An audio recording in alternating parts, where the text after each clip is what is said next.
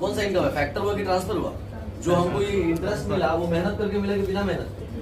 क्योंकि हमारा ही पैसा हमको मूलधन का मूलधन वापस होगा, प्रिंसिपल मनी भी हमको रिफंड होगा, और साथ ही साथ क्या होगा, ब्याज भी पहुंचा रहा है और हम ही पर पैसा भी खर्च कर दिया।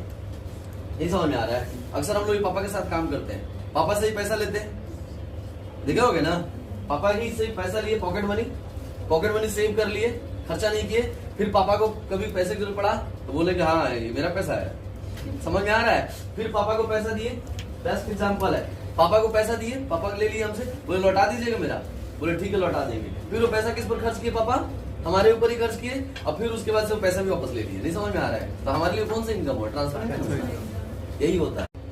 कौन सा इनकम है? फैक्टर हुआ कि ट्रांसफर हुआ? जो हमको ये इंटरेस्ट मिला वो मेहनत करके मिला कि बिना मेहनत? क्योंकि हमारा ही पैसा हमको मूलधन का मूलधन वापस होगा, प्रिंसिपल मनी भी हमको रिफंड होगा, और साथ ही साथ क्या होगा, ब्याज भी पहुंचा रहा है और हम ही पर पैसा भी खर्च कर दिया।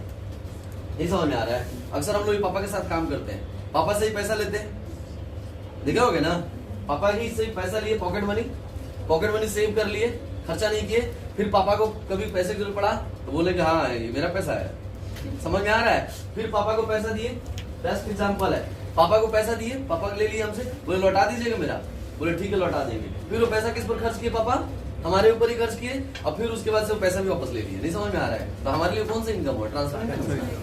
यही होता है।